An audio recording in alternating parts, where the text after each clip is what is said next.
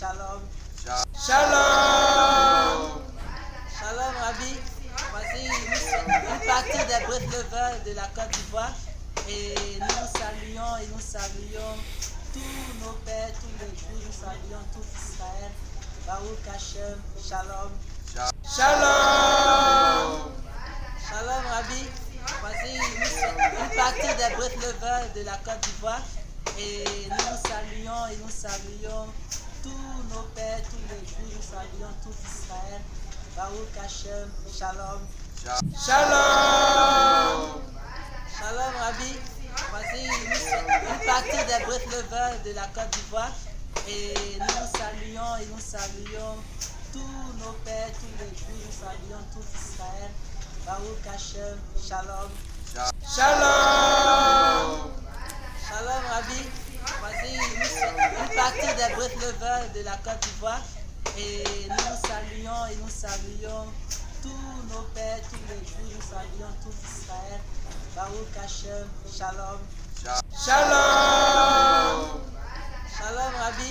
Voici une partie des breveteurs de la Côte d'Ivoire. Et nous saluons tous nos pères, tous les Juifs, nous saluons tout Israël. Baruch Hashem, Shalom. Shalom. Shalom, Rabbi. Voici une partie des breveteurs de la Côte d'Ivoire. Et nous saluons tous nos pères, tous les Juifs, nous saluons tout Israël. Baruch Hashem, Shalom. Shalom. Shalom, Rabbi. Voici une partie des breveteurs de la Côte d'Ivoire. Et nous saluons tous nos pères, tous les Juifs, nous saluons tout Israël. Baruch Hashem, Shalom. Shalom. Shalom, Rabbi. Voici une partie des breveteurs de la Côte d'Ivoire. Et nous saluons tous nos pères, tous les Juifs, nous saluons tout Israël. Baruch Hashem, Shalom. Shalom. Shalom, Rabbi.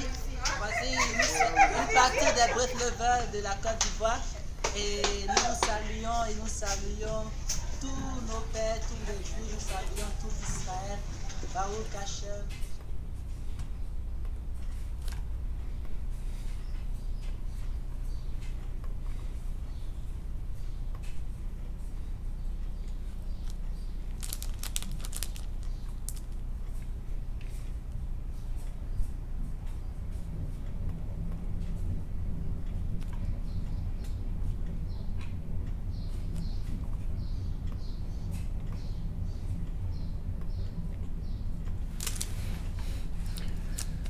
Boker Tov les amis, shalom à tous, à toutes, Bezrat Hashem. Content de vous retrouver Rabbeinu pour ce qu'il va nous envoyer comme prizouk pour aujourd'hui. Vous voyez nos amis de Côte d'Ivoire, Baruch Hashem. C'est merveilleux.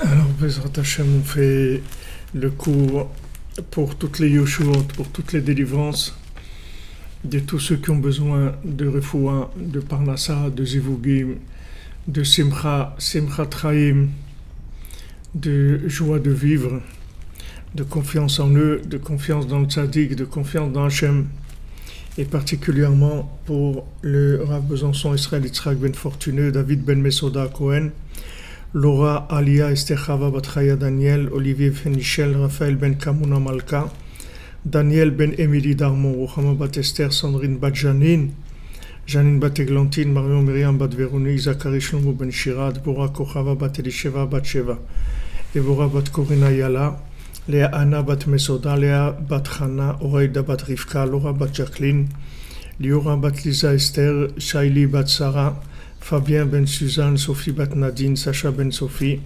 Noah Bat Sophie, Yosef Ben Esther, Serah Chaya Bat Esther, Ruchama Bat Esther, Elisha Ben Esther, Léa bat Esther, Batsheva bat Esther, Elisha ben Esther, oui. Roseline, Shashana bat Lilian Rachel, Achamin ben Ruth, Sipora bat Chaya Kamra, Laurence, Sultana bat Rachel, Rekia bat Rachma, Rebecca Daniel bat Yvette Esther Rachel, Shirael bat Rachel, Shalom ben Moshe ben Shabbat, Simon Gershon bat Israël, Itamar ben Hélène Dalia. Cet Itamar ben Hélène Dalia, c'est un jeune, c'est un père de famille qui vient au Oman tout le temps. Il a un accident cette nuit très grave. Il est dans un état très très grave. Itamar ben Hélène Dalia. Priez pour lui, Bamash, un père de famille. Il est de Ashdod, il vient toujours à Oman. Et aussi pour l'élévation de l'âme de Jonathan Chaim Chamous ben Gabriel, Myriam Badrach El Shish, Shlomo ben Mesoda, Noah bat Esther Atlan, Shmuel Tibi, Shimon ben Siti, Israël ben Yosef, Moshe Abraham, Achamim ben Frej, Aisha bat Jemoul, Maurice Beton ben Shabak Emoun, David ben Yitzhak, Irène bat Rachel, Refoua Shlema, Benot Hashem.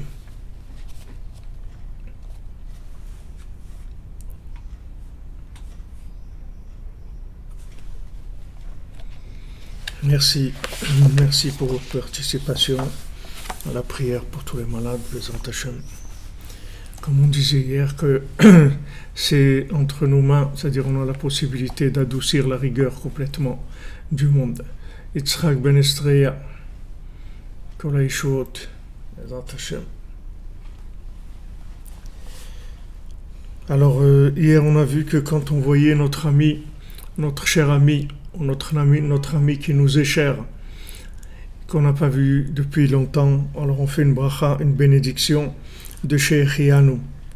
Parce que Rabbi Nathan dit que l'amour de notre prochain, c'est quelque chose d'extrêmement précieux. Parce que l'amour, c'est le contraire du mauvais œil. C'est-à-dire que quand quelqu'un il aime son prochain, ça veut dire que non seulement il n'a pas de mauvais œil sur lui, mais au contraire, il a un bon œil sur lui et il est joyeux de le voir. Quand Hachem il a dit à Moshe Rabbeinu que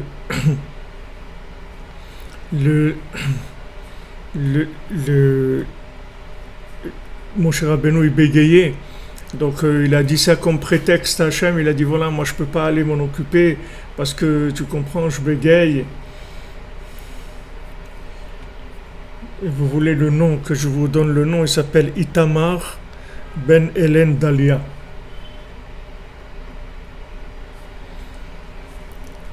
Alors Moshe Rabbeinu, Hachem, il lui a dit voilà, Aaron, ton frère, il va te servir de porte-parole, c'est lui qui va parler pour toi. Toi, tu vas lui dire quoi dire et lui il va parler. Alors Moshe Rabbeinu, il a pensé, puisque maintenant Aaron, c'était son frère, il était plus âgé que Moshe. Donc Moshe Rabbeinu, il a pensé, il a dit quand même, comme c'est mon grand frère, comment c'est moi maintenant qui dirige le Ham Israël, et c'est mon grand frère, il va juste me servir d'interprète et tout.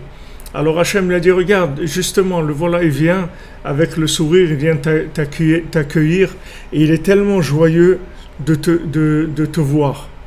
Donc Hachem, il lui a garanti, il lui a dit regarde, ton frère, il a aucun mauvais œil sur toi, il a que du bon œil. Il se dit pas ouais, quand même, c'est moi le plus c'est moi le plus âgé, j'aurais dû comment avoir un poste important. C'est mon jeune frère qui va diriger. Il dit il a pas du tout des pensées comme ça.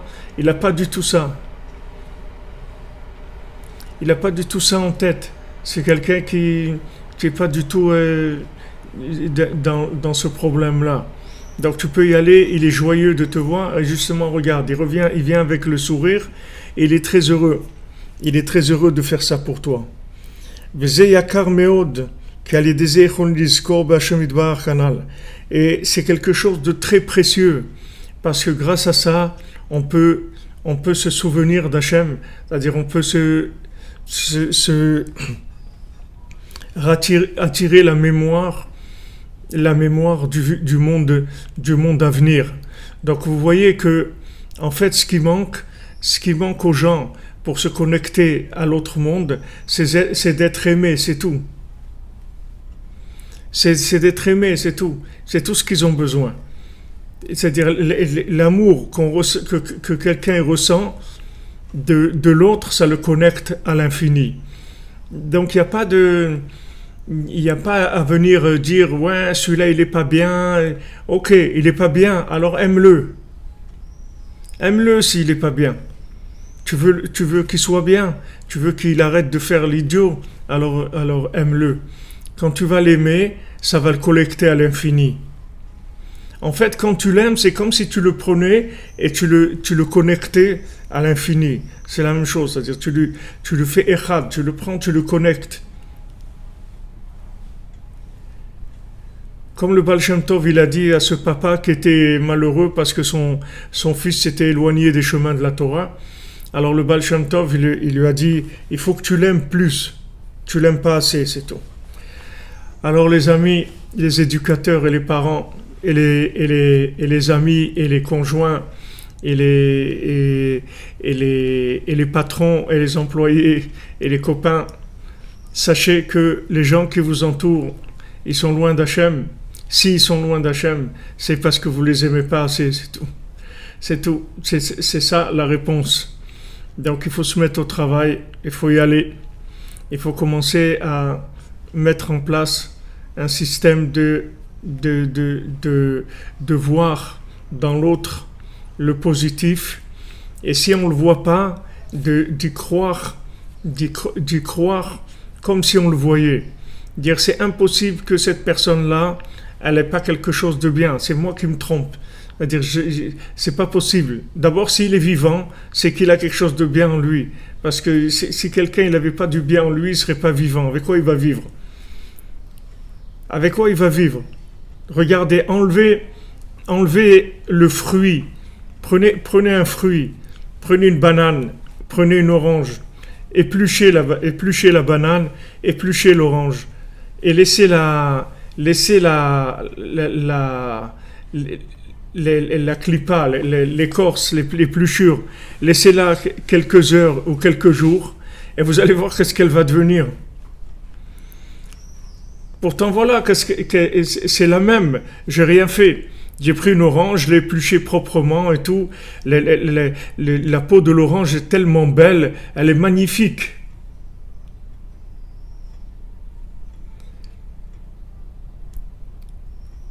Elle est magnifique, l'orange. D'accord? Quand je vois la peau de l'orange, elle est belle, elle est rayonnante, elle a une couleur extraordinaire. D'accord? Comment ça se fait que quand maintenant je la déconnecte de l'orange, alors elle pourrit? Pourquoi elle pourrit? Parce que du moment où il n'y a pas le fruit à l'intérieur, elle pourrit, elle a plus de vie. Toute sa vie, ça venait du fruit de l'intérieur. C'est pas, elle protège le fruit et le fruit lui donne la vie. Donc un individu, c'est la même chose. Un individu, c'est la même chose. S'il est vivant, c'est qu'il a du bien en lui, sinon il serait mort depuis longtemps.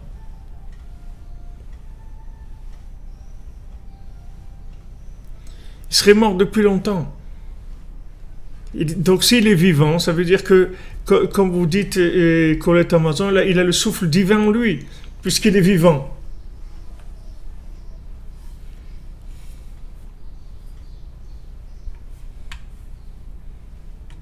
Vous comprenez?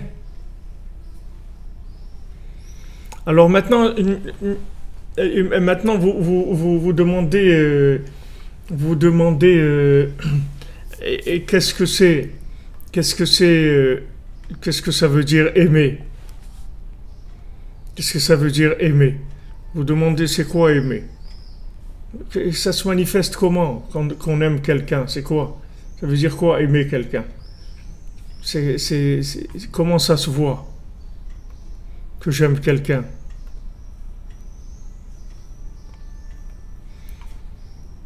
C'est quoi? Quelle attitude?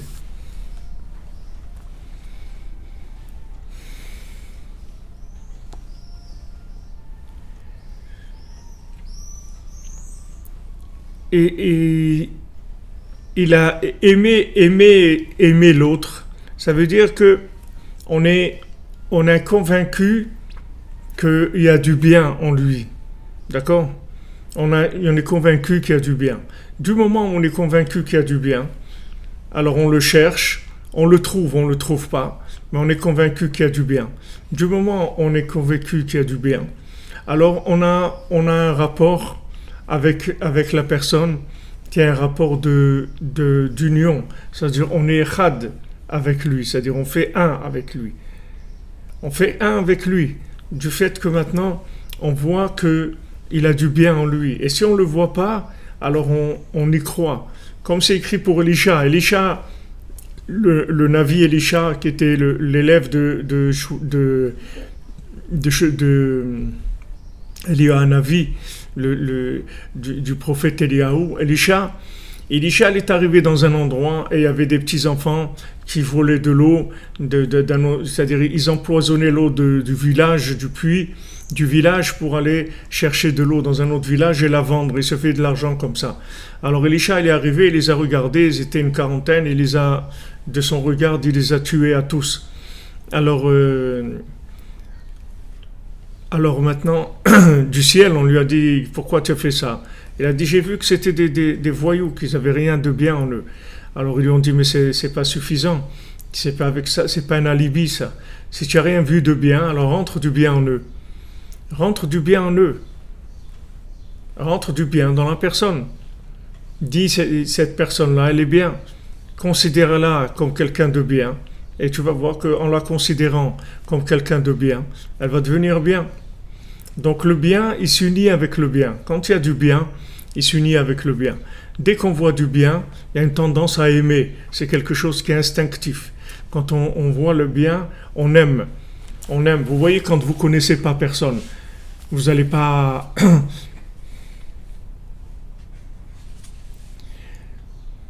vous n'allez pas le voir de travers, vous ne le connaissez pas.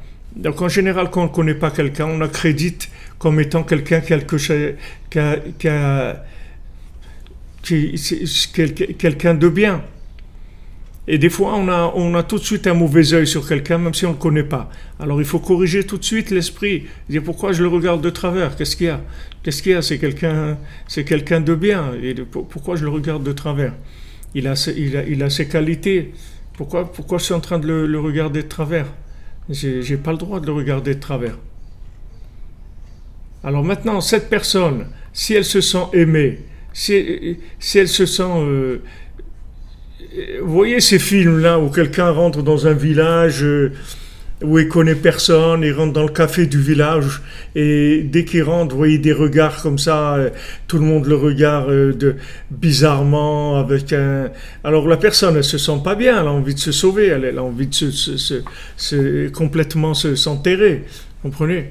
Et quand vous recevez avec un sourire accueillant, bienvenue, ça va? Vous venez d'où là? Comment vous appelez et tout? On peut vous aider, quelque chose que... Alors la personne, chaque parole que vous allez lui dire comme ça, c'est comme si vous lui donnez un coup d'oxygène.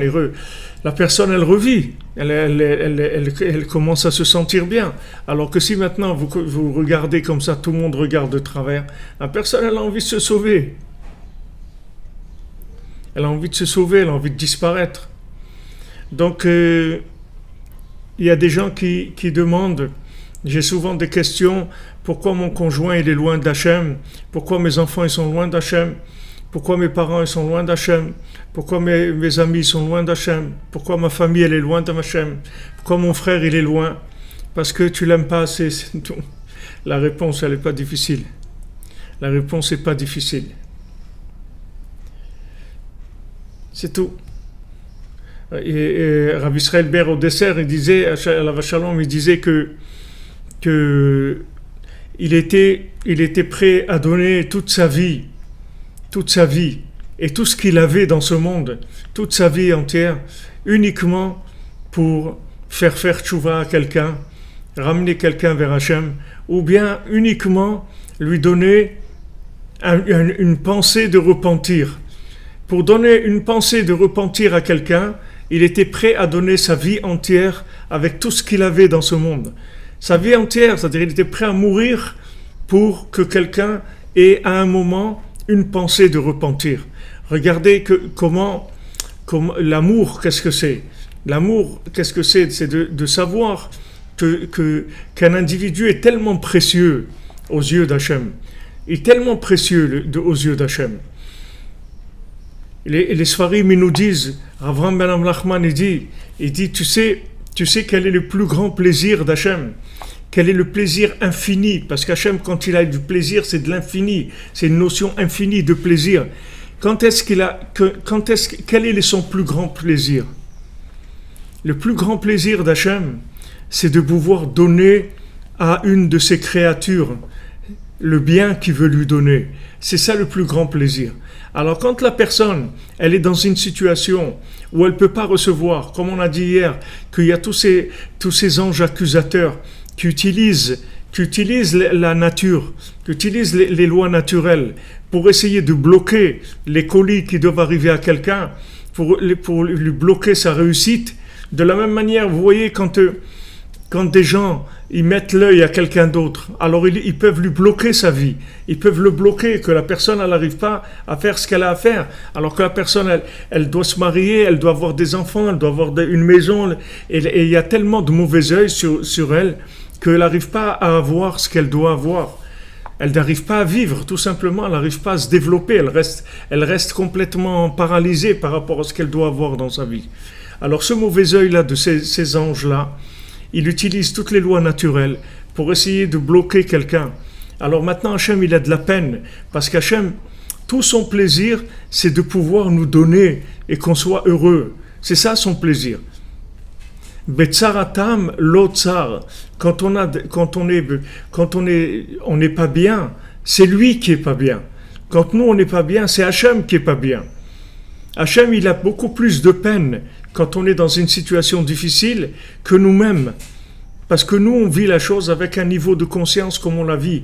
Mais lui, Hachem, il la vit avec de l'infini. C'est une notion infinie chez lui. Et lui, son plus grand plaisir, le plus grand plaisir qu'il a, infini, c'est pour pouvoir nous rendre heureux, pouvoir nous faire sourire, pouvoir nous donner envie de nous rapprocher de lui, pouvoir nous donner tout le bien qu'il y a dans le monde entier.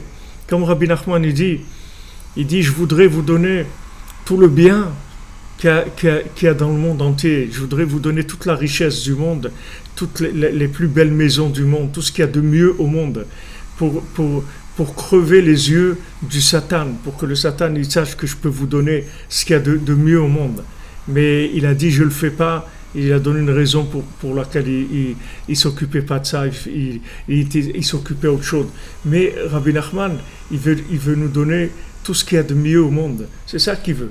Hachem, son plaisir à Hachem, c'est qu'on puisse recevoir de lui. C'est ça son plaisir. Vous croyez que c'est quoi Hachem? Les gens ils présentent Hachem comme si c'est Chas v'Shalom un roi qu'il a besoin qu'on le serve. Hachem il a besoin de rien du tout. Hachem il a besoin du plaisir de nous donner. C'est ça son besoin. S'il existe un besoin chez Hachem, entre guillemets, s'il existe un besoin, parce que c'est une notion dans l'infini on ne sait même pas ce que ça veut dire, mais s'il existe un besoin chez Hachem, le seul besoin qu'il a, c'est de nous voir heureux, c'est tout. De pouvoir nous donner. Maintenant, tous les problèmes qu'on a de mauvais œil, ça nous empêche de recevoir. C'est-à-dire, ces anges, ils sont là à nous traquer sans arrêt pour qu'on puisse rien recevoir. Voilà, comme les gens, vous voyez, qui ont un peu d'argent ou un truc, alors tel journal, il essaye de leur trouver des problèmes, que voilà, ils ont acquis un truc là-bas, mais ils l'ont pas déclaré. Mais pourquoi tu t'occupes pas de tes affaires à toi? Pourquoi tu t'occupes pas de ta vie? Il faut que tu t'occupes que de chercher le mal chez les gens. Et est-ce que tu as déjà fait une étude? Toi, ton journal, tes journaux, les journaux de la Shonara, les journaux qui cherchent le mal chez les gens. Est-ce que tu avais déjà un bilan du bien que cette personne-là, elle a fait dans sa vie? Tu en as parlé de ça? Tu n'en as pas parlé. Mais chercher le mal, oui. Aller chercher. Oui, on voit qu'il y a une acquisition quelque part dans un pays qu'il n'a peut-être pas déclaré et que les biens et trucs et que... Regardez Sarkozy, maintenant, ils lui font une enquête parce qu'il utilise des billets de 500 €. Et c'est bizarre que quelqu'un il utilise des 500 euros. Mais il n'y a pas de limite, c'est-à-dire il n'y a pas de limite. Le gars maintenant il paye avec des billets de 500 euros. Donc il y a quelqu'un, quand il a été payé quelque part, avec des billets de 500 euros, qui a été tout de suite communiquer ça au fisc ou n'importe qui, la police judiciaire ou j'en sais rien, pour leur dire, regardez, on voit un Sarkozy, il paye souvent avec des billets de 500 euros. Ah, pourquoi il paye avec des billets de 500 euros? Alors, allez, vas-y, allez, commence à l'embêter, commence à lui faire des trucs. Voilà ce que c'est ce monde-là. Voilà ce que c'est ce monde. Et tout ça, c'est ces anges-là qui s'habillent dans ces gens-là.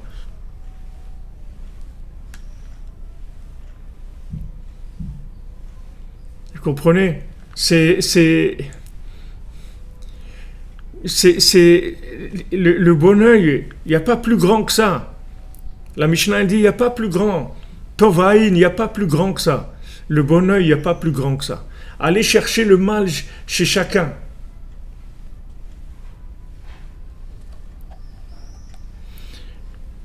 Oui, c'est-à-dire quand vous dites un point positif, c'est-à-dire que imaginez qu'il aimerait être bien. C'est-à-dire que vous croyez que cette personne-là, même quand elle fait quelque chose de mal, vous croyez qu'elle le fait avec son cœur, vous croyez vous croyez qu'elle fait le mal avec son cœur, comme il a dit Rav Levi Yitzhak de Berditchev une fois, il a dit regardez, il a dit à Hachem, il dit regarde Hachem, est-ce que maintenant tu as déjà vu quelqu'un qui fait une avéra et après il va faire une fête parce qu'il est content qu'il a fait une avéra? Tu vois qu'il n'est pas content. Donc tu vois bien que c'est pas sa vie ça. Tu vois bien que c'est pas sa vie parce que normalement, quand quelqu'un il a réussi quelque chose, il a réussi un examen, par exemple maintenant ceux qui réussissent le bac, Bezat Hashem, qu'Hachem il les fasse réussir à tous, que tous ils réussissent le bac, parce qu'il y a tellement de parents qui attendent ça. C'est quelque chose qui est une réussite virtuelle, parce que bon, le bac il nous a pas. Moi aussi j'ai passé le bac et truc, c'est pas ça qui m'a. Mais enfin bon, en tout cas tous ceux qui passent le bac, que Hachem il leur envoie la réussite à tous et à toutes sans exception, qu'il n'y ait aucun qui soit recalé, que tous ils aient le bac avec mention Bezat Hachem. Alors les gens ils voient dans quelqu'un, il voit les défauts. D'où ça vient ce défaut, de regarder tout, de chercher le défaut chez l'autre? Ça vient de ces anges-là qui se connectent avec la personne et qui l'utilisent. C'est-à-dire qu'au lieu que la personne elle soit branchée, vous voyez comme ici ce groupe-là, comme vous dites, on est branché pour s'encourager les uns les autres, on est là pour tirer des paroles d'encouragement du tzaddik, pour nous donner la force d'abord de vivre et la force de voir le bien chez tout le monde et d'avancer dans notre vie, de nous réaliser, de passer toutes les étapes des handicaps qui nous ont été créés par le mauvais œil. Combien d'handicaps ont été créés par le mauvais œil? Combien d'handicaps, de gens handicapés dans leur vie qui sont pas arrivés à réussir parce que on les a catégorisés dans un on leur dit ouais mais toi tu es comme ça, pourquoi tu sors le mal de la personne? Pourquoi tu vas ressortir le mal? Pourquoi tu n'essayes pas de trouver le bien?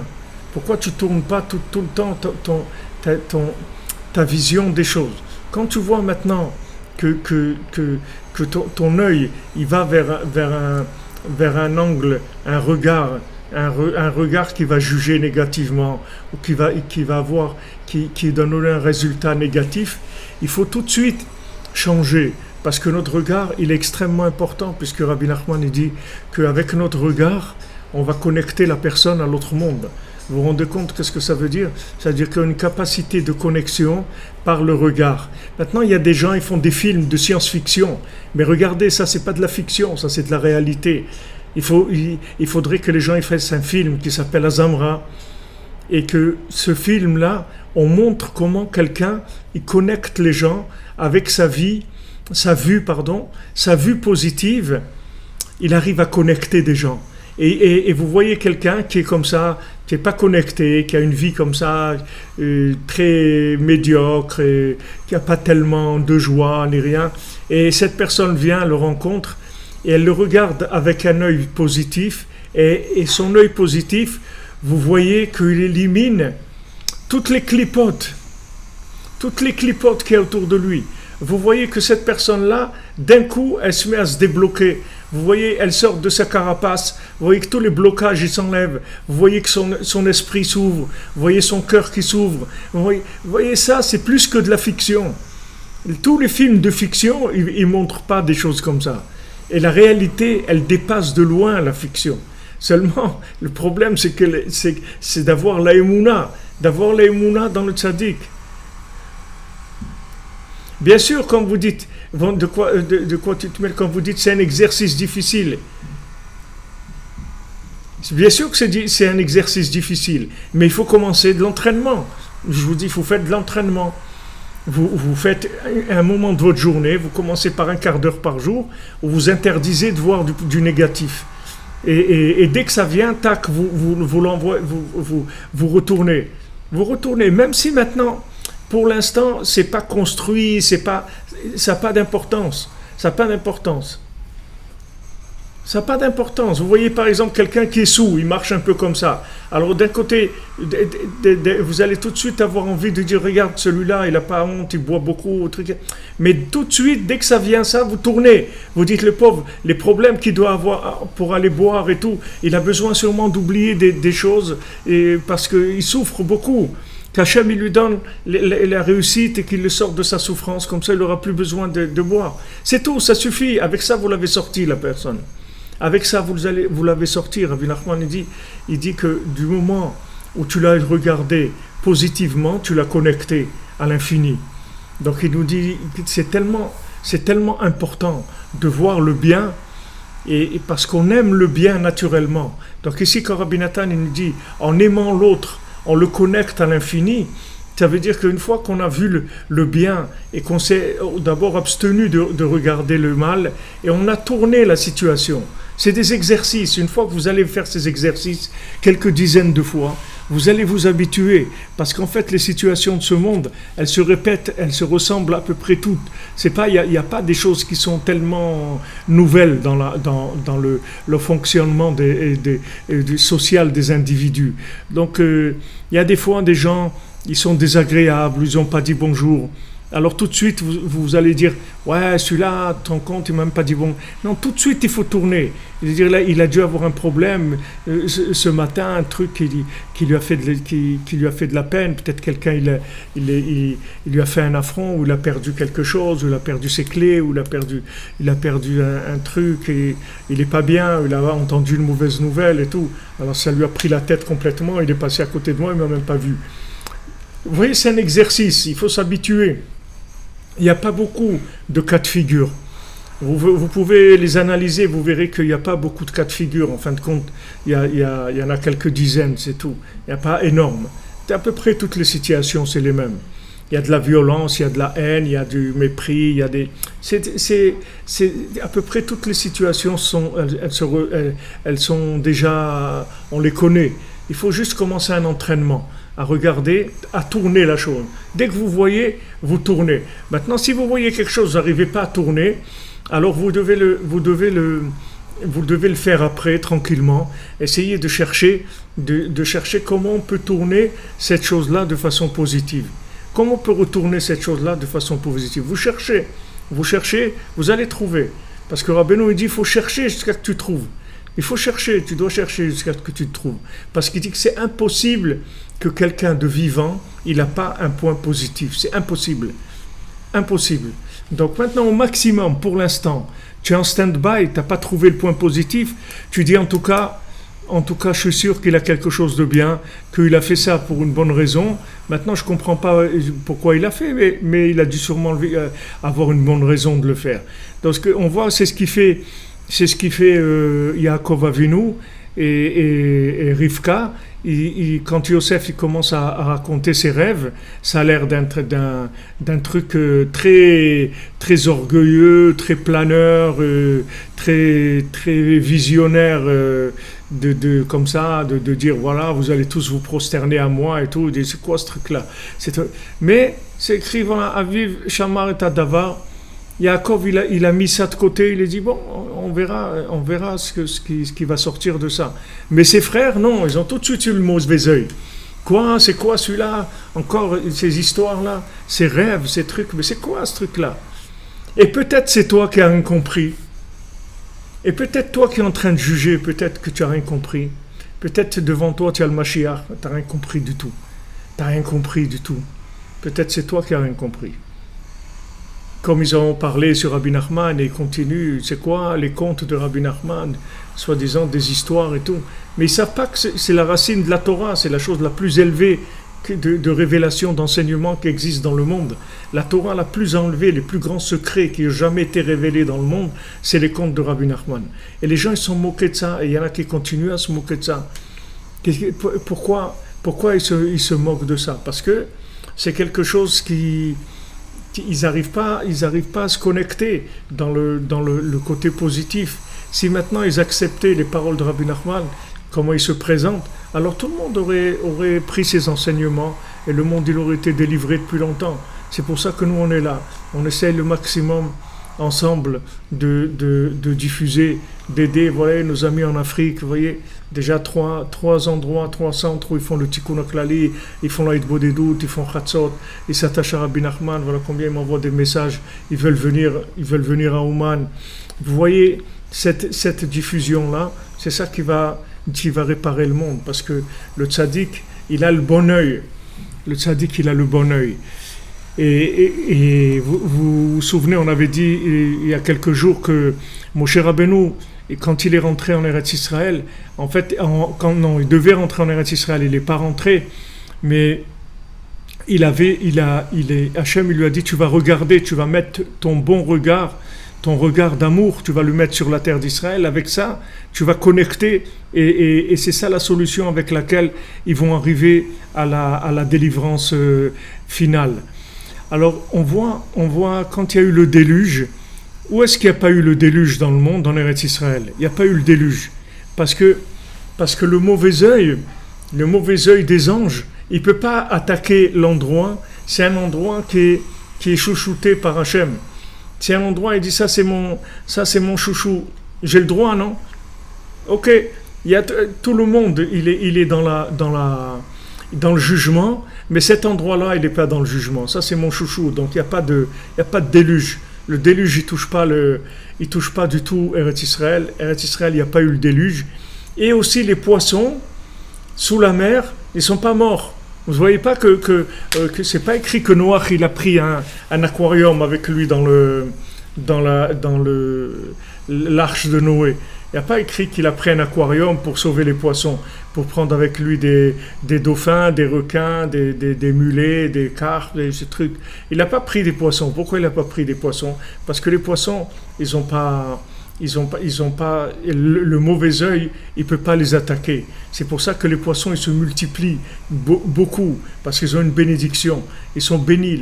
Les poissons, c'est la bénédiction. Pour ça que le Shabbat, on essaye de manger du poisson dans tout le repas de Shabbat, comme c'est écrit, celui qui Kol haochel dag bedag nitzul medag, c'est écrit. Celui qui mange du poisson dans tous les repas du Shabbat, alors il sera sauvé du dag, c'est-à-dire de Dina Shel Geinam, il sera sauvé de l'enfer. L'enfer, c'est quoi? C'est le mauvais œil. Parce que le poisson, il a en lui le bon œil. Et voyez, le poisson, ils ont les yeux ouverts dans l'eau. Nous, on ne peut pas avoir les yeux ouverts dans l'eau. À moins qu'on ait un masque, mais sinon on ne peut pas avoir les yeux ouverts dans l'eau. Et si on les ouvre, c'est quelques secondes et ça nous fait mal. Mais l'œil, le poisson, il a toujours l'œil ouvert, parce qu'il représente le bon œil. Le poisson, il est caché, d'abord, il est caché, donc même tous les gens du monde qui peuvent avoir le mauvais œil sur lui, ils ne peuvent pas le voir, parce qu'il est sous l'eau, donc il est caché. Donc il n'y a personne qui peut lui mettre l'œil, comme on dit, et il représente la bénédiction d'Hachem. Donc on dit Ben Porat Yosef, Ben Porat Aleaïn. Les descendants de Yosef, ceux qui sont au-dessus du mauvais œil. Parce que celui qui s'attache à Yosef, alors il sort du mauvais œil. Avram ben Nachman, il disait, quand il s'agit des choses de Rabbi Nachman, alors il n'y a pas à avoir peur du mauvais œil. Quelqu'un il a envie d'écrire un livre sur Rabbi Nachman, ou de le diffuser, ou d'imprimer un livre, ou de faire une synagogue pour Rabbi Nachman, ou une yeshiva, ou le Mishkan, ou ce qu'il veut. Il n'y a pas à avoir peur du mauvais œil. Parce que Rabbi Nachman, il n'y a personne qui peut lui mettre le mauvais œil. C'est impossible qu'il lui mette le mauvais œil.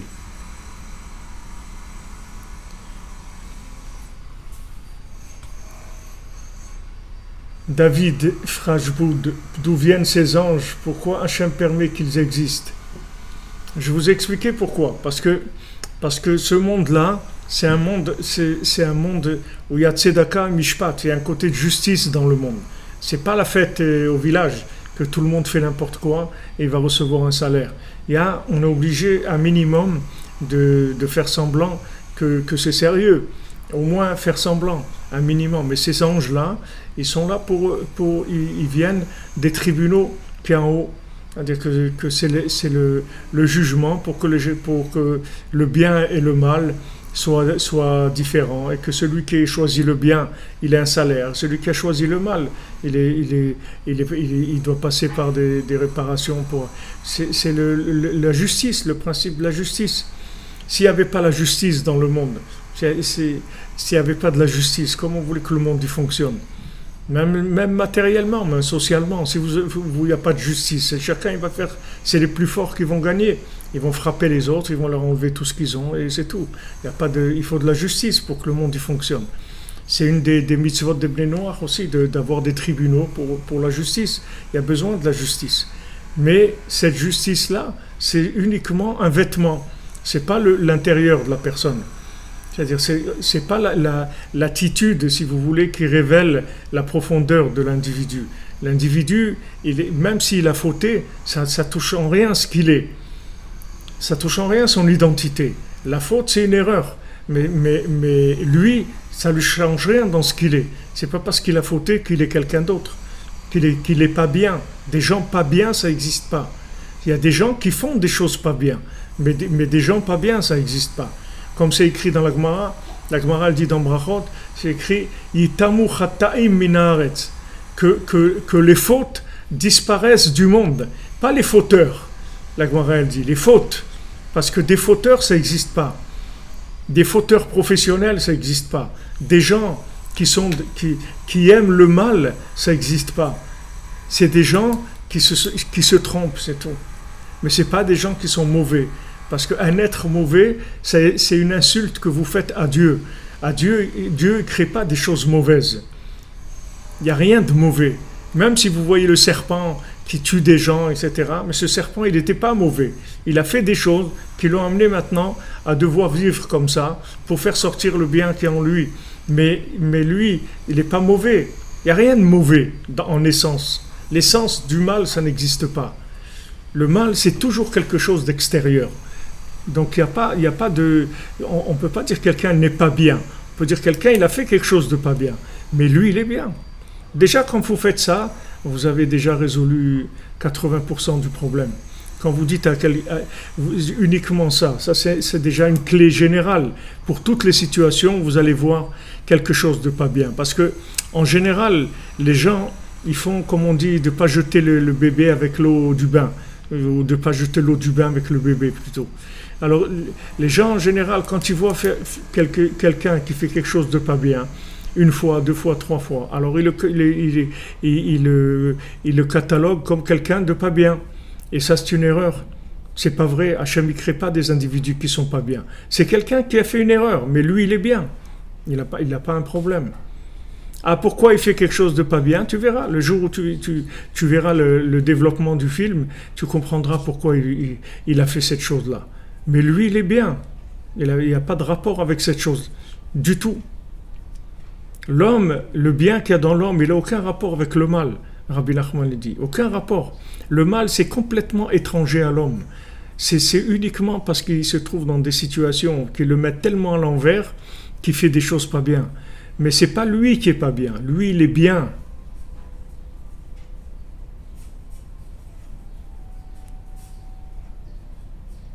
Voilà, il ne faut pas établir un mauvais jugement.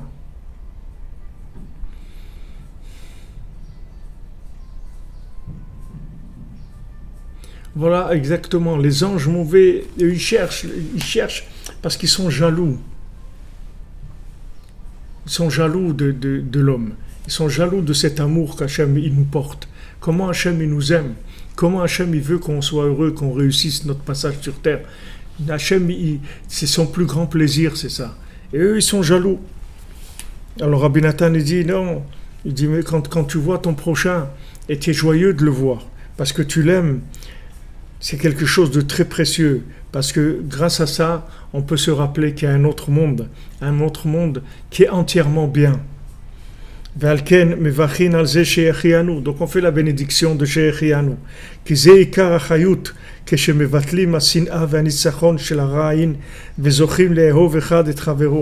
Parce que le principal de la vitalité de l'homme, elle vient quand il enlève la haine et le fait de vouloir toujours avoir raison, du mauvais œil, et qu'il arrive à aimer son prochain. C'est ça la vitalité. Donc ça a un effet de boomerang sur nous-mêmes. Il y a un effet de boomerang sur nous-mêmes. C'est-à-dire que maintenant, quand on voit le mal chez les autres, à chaque fois qu'on voit le mal, en fait, on se déconnecte de ces personnes-là et on s'isole. Et après, la personne, elle devient dépressive, amère. Amère, pourquoi ? Parce qu'elle a vu tellement du mal autour d'elle qu'elle s'est complètement isolée, elle est devenue complètement dehors, elle est sortie complètement en dehors de la vitalité. Elle n'a plus de vitalité. Donc le bon œil sur l'autre, c'est pas quelque chose uniquement qui est gratuit, c'est pas altruiste uniquement, c'est dans mon intérêt à moi aussi. Parce que maintenant, si je me rends compte que je suis entouré de gens bien, de gens qui ont du bien, des gens qui sont foncièrement bien, alors je vais être heureux tout simplement. Ça va me donner de la joie de vivre, ça me donne de la vitalité. Mais si maintenant je vois toujours le mal chez les gens, alors ça va finir par me travailler, me taper sur le système, comme on dit. C'est-à-dire après j'ai l'impression qu'il y a personne qui est bien.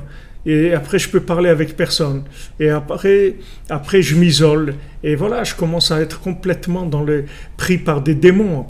Après la tête elle est prise par des démons, comme dans les Sipurei Masiot, dans le conte du Chacham et du Tam, de l'homme, du génie et de l'homme simple. Vous voyez ce génie là, c'était un homme, il avait un œil de perfectionniste. Alors cet œil perfectionniste, c'est du mauvais œil. Le perfectionnisme, c'est du mauvais œil. Parce que c'est facile d'être perfectionniste, de vouloir être perfectionniste dans un monde où tu ne pourras jamais arriver à la perfection. Donc c'est sympa comme épreuve, vous comprenez ?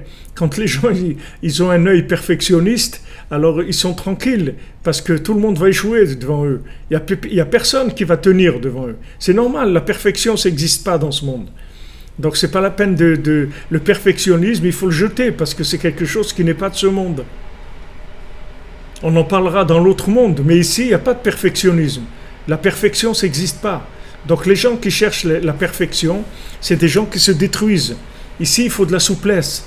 Il faut savoir que tout fonctionne avec un système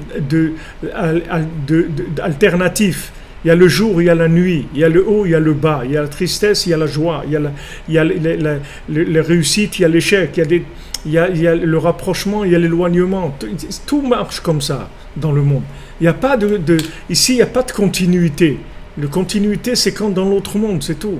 Mais ici, il n'y a pas il n'y a pas en continu. C'est tout avec l'alternance, alternatif. Ça va, ça vient, ça va, ça vient, tout le temps. Donc maintenant, le perfectionnisme, Il n'y a pas un plus grand mauvais œil que ça. En fait, c'est soi-disant un super œil, parce que ça se présente comme quelque chose de super noble, le perfectionnisme. Mais le perfectionnisme, ça vient de ces anges-là. Ces anges-là, ils veulent de la perfection. C'est comme ça qu'ils nous accusent. Parce qu'ils veulent faire de nous des êtres parfaits. C'est-à-dire, ils exigent de nous des êtres parfaits. C'est pour ça que Korach, c'est écrit que Korach, il voulait détruire le monde, c'est écrit. Parce que Korach, il voulait quoi? Il voulait que les gens ils soient parfaits. C'est-à-dire, il voulait dire aux gens, vous n'avez pas besoin du tzaddik. Vous êtes tous capables d'être des gens comme Moshe Rabbeinu. Vous n'avez pas besoin de lui. C'est vrai on peut devenir comme Moshe Rabbeinu. Mais à travers lui, c'est juste ça le petit hic qu'il y a. C'est vrai qu'on peut devenir aussi grand que Moshe Rabbeinu, mais à travers Moshe Rabbeinu. Pas tout seul. Tout seul, on va arriver à rien.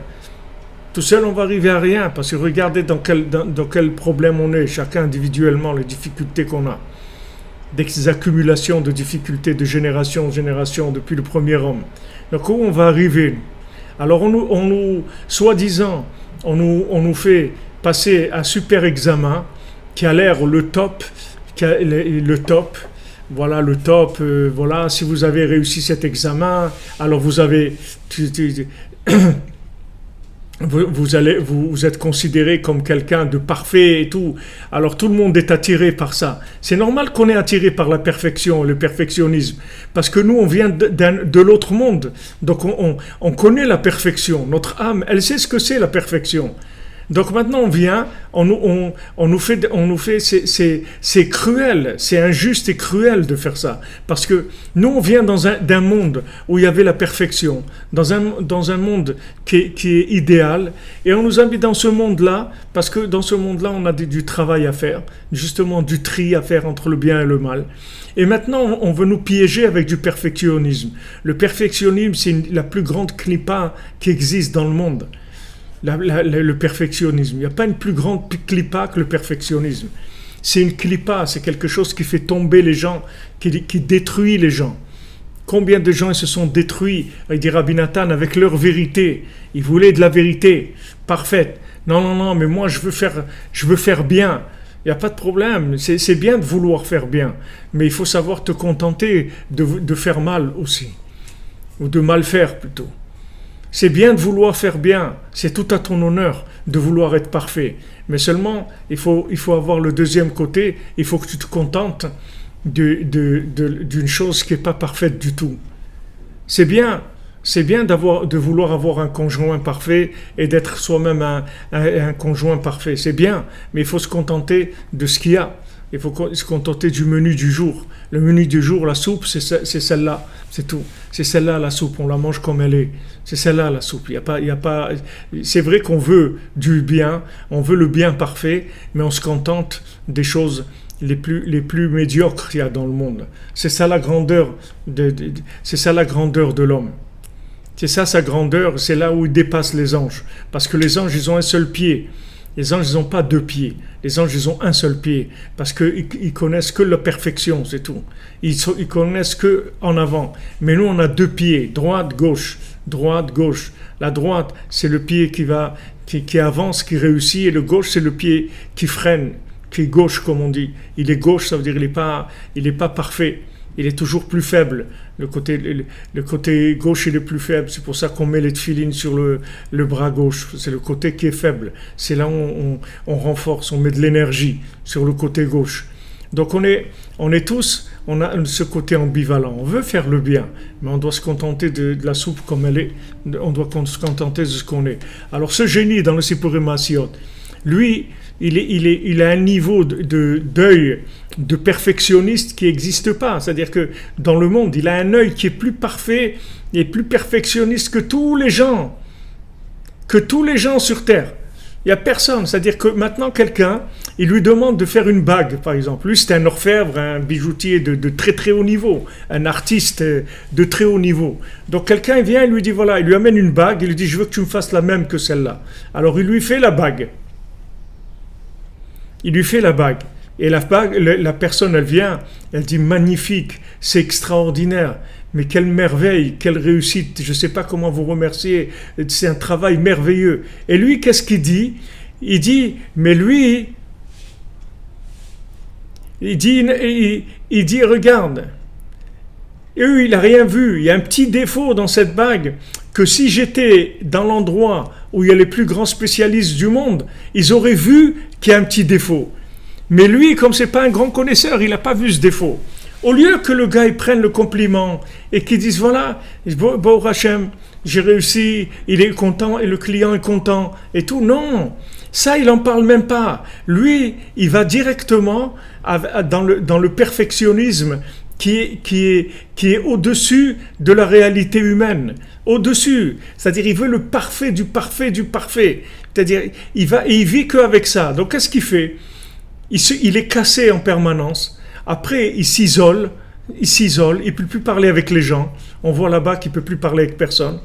Et quand il vient chez son ami le cordonnier, alors le cordonnier lui dit mais pourquoi tu as une tête comme ça d'enterrement tout le temps? Mais viens, sois joyeux, qu'est-ce que tu as? Tu cherches un endroit, viens chez moi, je te donne ma maison, viens, je me mets dans un coin de ma maison, je te donne toute ma maison pour toi. Et l'autre il dit espèce de fou, t'es un fou complet, truc. Et il le méprise.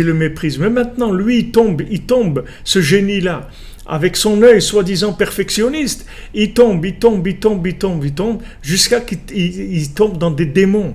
Après, c'est des démons qui l'attrapent et ils le mettent dans des sables mouvants qui n'existent même pas. Il rentre complètement dans l'imaginaire. Parce que la perfection, dans ce monde, ça n'existe pas. Il faut que vous le sachiez une fois pour toutes. Donc, ce qu'on cherche, c'est à faire bien. Mais, comme on dit, le mieux, c'est l'ennemi du bien. C'est-à-dire que, qu'est-ce que tu cherches, la perfection ? Pourquoi tu ne te contentes pas que ça c'est bien? Pourquoi il faut chercher à s'améliorer, il faut progresser et tout, mais il faut savoir accepter que j'ai réussi à moitié la chose, ou à 3/4, ou à 20%, ou à 80%, je ne sais pas, mais il faut être prêt à accepter l'imperfection. Parce que c'est comme ça. Si maintenant vous allez partir en vacances, c'est sûr que quand vous voulez partir en vacances, vous attendez à ce que tout soit parfait et tout. Vous avez un idéal dans votre tête. Mais sachez, quand vous allez arriver dans cet endroit, il va y avoir des problèmes où il y a des pannes d'électricité, où il pleut, où il y a un truc qui ne marche pas, où il y a une coupure d'eau, où ce monde-là, il marche comme ça. C'est pas un monde de continu de perfection. Ça n'existe pas. Donc la perfection dans ce monde, elle n'existe pas.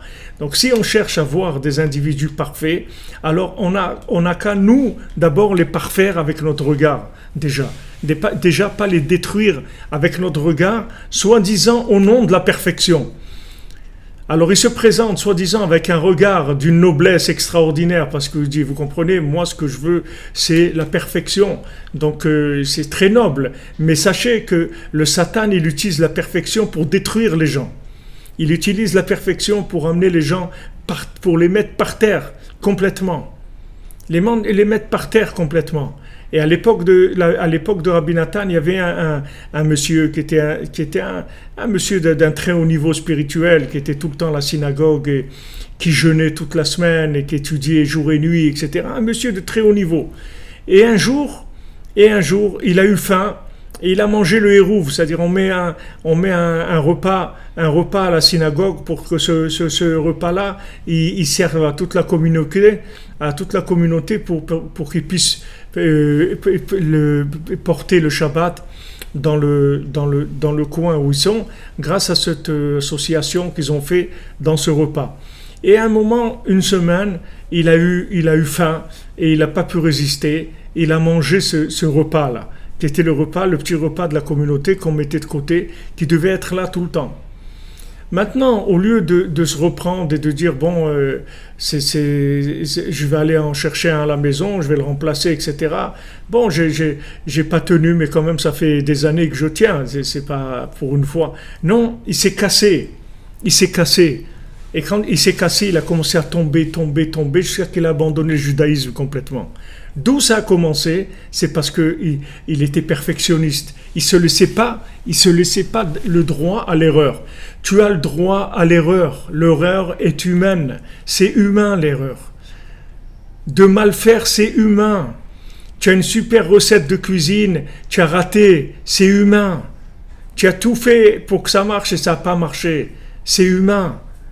Donc on passe à autre chose, on ne s'arrête pas là-dessus.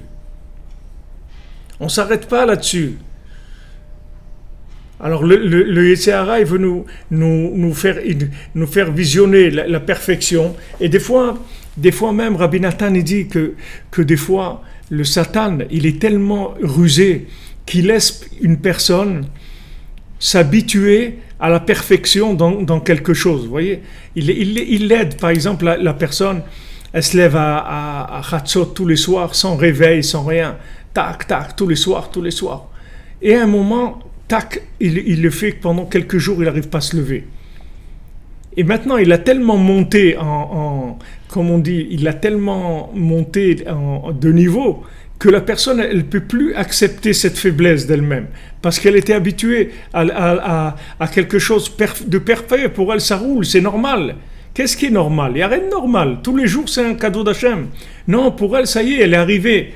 Toutes les nuits, elle se lève, ou tous les jours, elle fait la tzedaka, ou tous les jours, elle va aller rendre visite à ses parents, ou tous les jours, elle va prier, elle va faire tous les psaumes. Elle a quelque chose de spécial, de haut niveau, qu'elle tient de façon parfaite, des mois et des années. Et après, tac, il le casse. Mais toutes ces années-là, c'est le Satan qui l'a financé. C'est lui qui lui donnait la force de faire ça. Parce qu'il attendait qu'il monte pour le faire tomber, c'est tout. Parce qu'il voulait qu'il ait cette sensation de la personne qui tombe.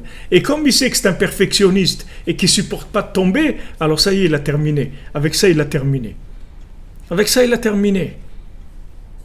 Donc combien il faut faire attention à ça?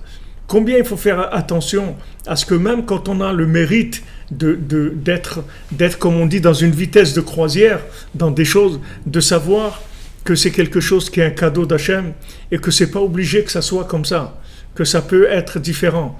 Il y avait un Breslever qui était très riche et quand il venait à Rosh Hashanah, à Ouman, alors il offrait à tout le monde à manger, il préparait à manger et du bon manger et de façon copieuse et tout pour tout le monde.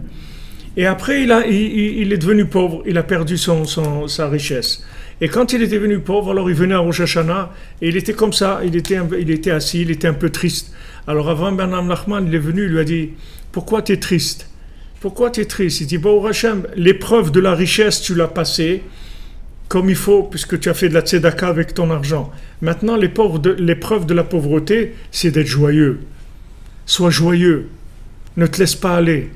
Sois joyeux, parce que quand tu as été riche, tu as fait ce qu'il fallait. Donc pourquoi tu n'es pas joyeux maintenant ? C'est de toi que vient la richesse et la pauvreté, c'est Hachem qui donne. Donc qu'est-ce qu'il y a ? Pourquoi tu fais la tête ? Sois joyeux.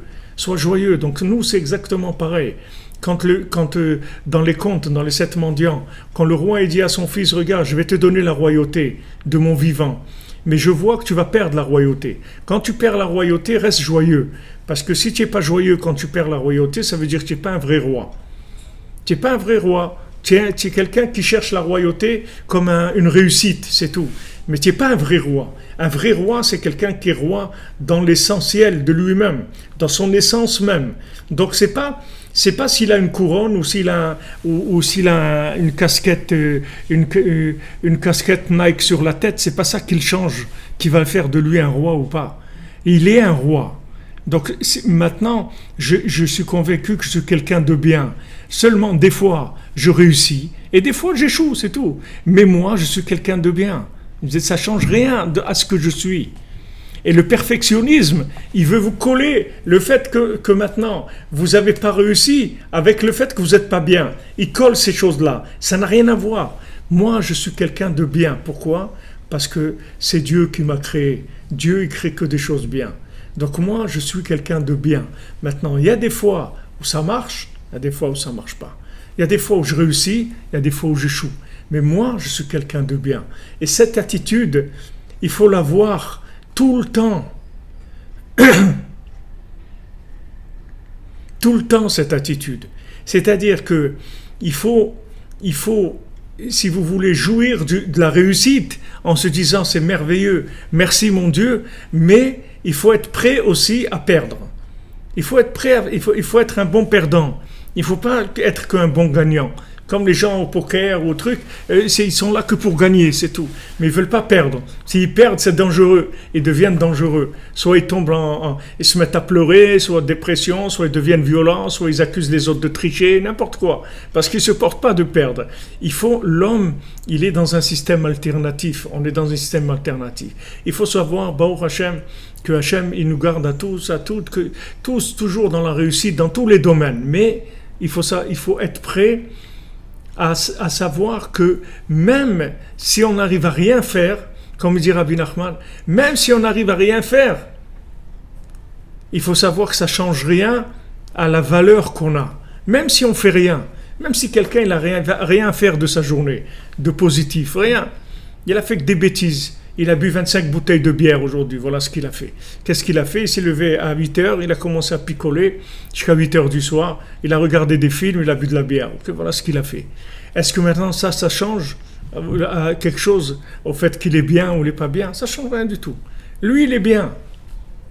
Maintenant, il a fait ça, c'est tout. Ça va passer. Voilà, il avait soif, c'est tout. C'est tout, comme il dit notre ami Poème Jardin. Il avait soif, c'est tout.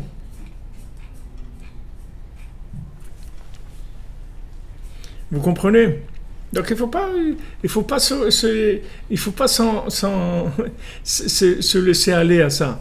Et sachez que quand vous êtes quelqu'un justement de tellement bien, qu'est-ce qui va se passer? Merci, Madame Dina Peps, merci de m'encourager tout le temps, avec tous tes petits cœurs là, et tous vos compliments, merci à vous. Qu'est-ce qui va se passer? C'est que maintenant, plus vous êtes quelqu'un de bien, et plus vous allez être sujet à la déception dans l'échec. Donc le Satan, le Yetzer, il sait ça, Amalek, il sait ça. Qu'est-ce qu'il fait? Justement parce que vous êtes quelqu'un de bien, de quelqu'un d'exceptionnel, il vous fait réussir. Il vous fait réussir de façon exceptionnelle. Mais ce n'est pas pour vous faire réussir, c'est qu'après il va vous faire tomber pour que vous ne supportiez pas de tomber. Vous ne supportiez pas, c'est comme ça qu'il fait. Donc il faut faire attention, que quand ça va bien, il faut se dire, ce bien, c'est Hachem qui me l'a donné, c'est pas moi. Moi, j'accepte ce que Hachem, il me donne. Je demande à Hachem de me garder tout le temps dans le bien, dans la richesse, dans la santé, dans l'amour, dans tout soit bien. Mais si jamais, chas v'shalom, pour une raison ou une autre, je dois perdre ces choses-là, c'est pas ça qui change à ce que je suis, rien du tout. Parce que c'est Hachem qui me l'a donné, c'est tout. Hachem, il m'a donné ça, et maintenant il m'a donné ça. Donc il y a une épreuve de ça, il y a une épreuve de ça, il y a l'épreuve de mathématiques, il y a l'épreuve de gymnastique, il y a l'épreuve de ci, il y a l'épreuve de ça, c'est tout. J'ai réussi dans ça, j'ai échoué dans ça. C'est pas grave, ça change rien à ma qualité. Mais sachez que plus vous êtes quelqu'un de valable et de fort, et plus le Satan il va vous attaquer sur le perfectionnisme. Parce qu'il sait que vous ne pourrez pas supporter l'échec. Il faut savoir vivre avec de la souplesse. Il faut savoir accepter de tomber. Et de tomber, c'est pareil. Je ne vais pas tomber définitivement. Je vais me relever. C'est passager. Parce que celui qui croit dans la réussite passagère, il croit dans l'échec passager aussi. C'est la même chose. Ça ne va pas le casser. Mais celui qui croit dans la réussite constante, alors il ne supporte pas l'échec. L'échec pour lui aussi, il est constant. Quand il tombe, il dit bon, ça y est, je ne vais plus jamais me lever, chas v'shalom. C'est pas vrai, c'est faux. C'est l'imagination totale, c'est pas vrai. Sachez qu'Hachem, il nous aime et que maintenant, chaque chose qu'on fait de positif, surtout de parler avec lui, de lui dire qu'on est là, qu'on écoute sa voix et qu'on veut faire, même si on n'arrive pas à être parfait du tout, on veut en tout cas arriver à la perfection et on veut que sa parole se diffuse dans le monde. On veut que tout le monde entier reconnaisse Hachem. Il faut dire ça à Hachem tous les jours. Quand on dit ça, on adoucit toute la rigueur du monde. On adoucit la rigueur. Donc, en avoir un bon œil, à chercher le bien chez l'autre. Et automatiquement, si on cherche le bien chez tout le monde, on va être entouré que de gens bien. Et on va être heureux. Puisque maintenant, qui se ressemblent s'assemblent. Si tous les gens autour de moi ils sont bien, alors ça veut dire que moi aussi je suis bien, puisque je fréquente que des gens bien. Mais si maintenant je commence à cataloguer tout le monde, en fin de compte, comme il a dit Rabbi Nathan, il était avec un de ses élèves, il passait dans Tulchin, c'était une seule rue. C'est la ville de Tulchin, c'était une seule rue. Ok. Alors une fois, il y a un élève qui l'accompagne, Rabbi Nathan, il rentre dans la ville, et il y a un élève qui monte avec lui dans le carrosse, dans la calèche. Alors Rabbi Nathan, il dit alors comment ça va ici et tout. Alors en passant, il dit à Rabbi Nathan, ah celui-là, regarde, il a ce problème. L'autre, il fait ça pas bien, l'autre il a perdu ça, l'autre il a ça, l'autre... Comme ça, toute la rue, il sort que des défauts sur tous les trucs. Alors Rabbi Nathan, quand ils arrivent au fin de la rue, il lui dit, et toi, tu es parfait toi? Il dit, non, moi aussi je suis pire qu'eux encore. Il dit, ah, on va pas faire comme ça. Viens, on fait demi-tour. Alors ils font demi-tour, et dit, celui-là que tu as dit qu'il est pas bien et tout, regarde, il a ça de bien. Et après, celui-là, il a ça de bien. Et en fin de compte, il lui dit, toi aussi, tu es bien. Toi aussi, tu as des points positifs. Vous voyez, Rabbi Nathan, il l'a pris. Il a complètement retourné. Il a retourné complètement. Il a dit, regarde, pourquoi tu es en train de regarder tous les défauts de tout le monde? Et en fin de compte, tu te dis toi-même être défectueux, encore pire que eux. Parce que tu ne veux pas les regarder de haut. Tu dis, non, ils ne sont pas bien, mais moi aussi, je ne suis pas bien. Alors, qu'est-ce qu'on a fait? Eux, ils sont pas bien et toi, tu n'es pas bien. Alors, avec ça, on va quoi? On va danser avec ça. Alors, on fait le contraire. On va dire que tous, ils sont bien. Celui-là, il est bien, et celui-là, il est bien, et celui-là, il est bien, et celui-là, il est bien. Et après, moi aussi, je suis bien, puisque je suis entouré que de gens bien. Bezrat Hashem. Les amis, Be'atzlacha. Be'atzlacha, les amis, Be'atzlacha. Merci d'être là. Grâce à vous. Baruch Hashem, il y a plus de 100 personnes sur YouTube et on va arriver bientôt à 100 000 et 100 millions parce que tous les gens ils cherchent la vérité, ils cherchent le bien, ils cherchent le bonheur et c'est ce que Rabbi Nachman dit. Voilà, comme dit M. Terrier, on fait demi-tour ensemble avec Rabbi Nachman. Ça y est, on fait mâcher la machine de l'autre côté. On ne va plus être des esprits critiques ou des esprits de critique. On va être que des gens qui voient le positif chez les autres, c'est tout. Et à ce moment-là, on sera les plus heureux de la terre. Si vous habituez à voir le bien chez votre conjoint, vous allez être la personne la plus heureuse de la terre. Et si vous regardez que les défauts, vous allez être le plus malheureux de la terre. Donc, regardez votre intérêt. Même si vous êtes égoïste, dans votre intérêt, vos propres intérêts, regardez que le bien chez les autres. Uniquement dans votre propre intérêt, même en étant égoïste. Be'atzlacha, une bonne journée.